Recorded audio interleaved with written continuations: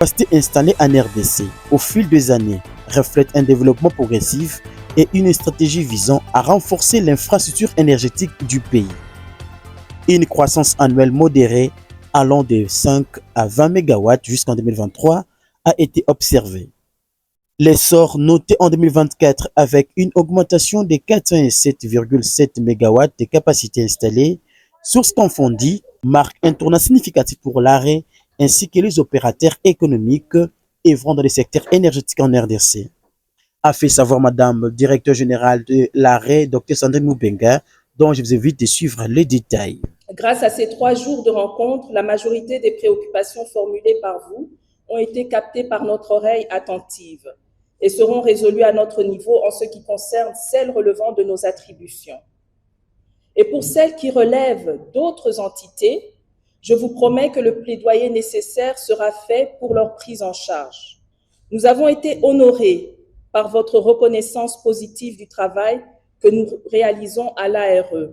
Ceci nous encourage à faire encore mieux en donnant le meilleur de nous-mêmes dans tout ce que nous faisons. Tout en saluant ces initiatives, nous vous informons que l'ARE a déjà initié avec la FEC, la Fédération des entreprises du Congo, certains opérateurs et miniers, un cadre permanent de concertation dont les séances de démarrage ont été tenues à Kolwezi dans la province de Lualaba. En parallèle, nous avons noté la réclamation en rapport avec la fiscalité, qualifiée d'asphyxiante et punitive par la quasi-totalité des opérateurs. Cette préoccupation est tout à fait légitime aux yeux de plusieurs car il est inconcevable de rendre le secteur attractif si la fiscalité qui est appliquée reste de droit commun et donc non incitative. D'autre part, le directeur général de SNEL SA, M. Fabrice Lucinde Lusenge Kabemba, a présenté le défi structurel qui bloque le développement du secteur d'énergie en République démocratique du Congo. Et à Kinshasa, nous avons le poste de Funa et de Biminga, où nous allons faire des travaux importants de modernisation. On a déjà fait tout ce qui était lutte anti-inondation. Donc dans les années précédentes, on avait toujours des problèmes lorsqu'il y avait des grandes pluies. Depuis 6 mois, on n'a pas eu ce genre de problème. Donc, le plus important, ce qui nous intéresse tous finalement, c'est le service à la clientèle. On est donc dans cette logique de se conformer à la loi et de supprimer la facturation forfaitaire. Donc, on a à peu près 400 000 compteurs qui vont être installés dans les 12-18 prochains mois et le reste va suivre.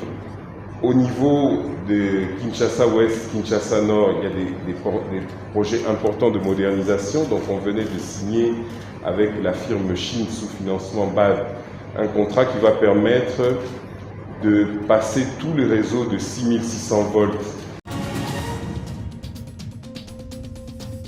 Ces programmes vous est présenté par SNEL et moi. SNEL et moi, confiance et zonguier.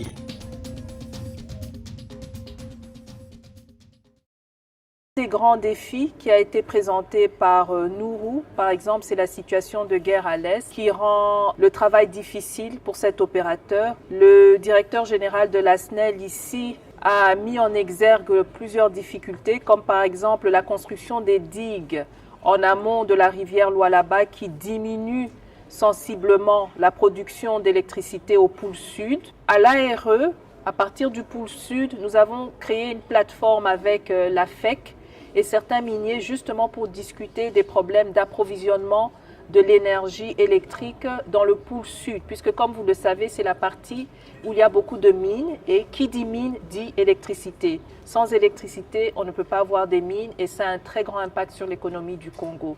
Face aux différents enjeux et défis, Monsieur le directeur général des SNEL SA, l'ingénieur Fabrice Lucinde, a haussé les tons. Plusieurs enjeux et défis auxquels doit faire face la SNEL aujourd'hui. Parmi ces enjeux, ces défis, il y a la fiscalité énergétique qui devrait être une instrumentation simplifiée qui permet de soutenir l'investissement, pas seulement de la SNEL, mais l'investissement de tout opérateur.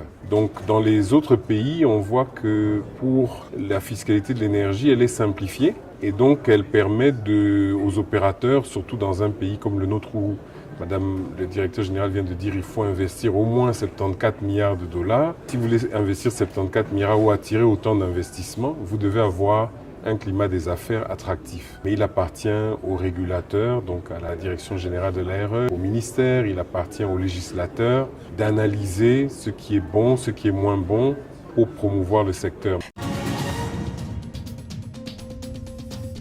Ces programmes vous est présenté par SNEL et moi. SNEL et moi, confiance et zonguier.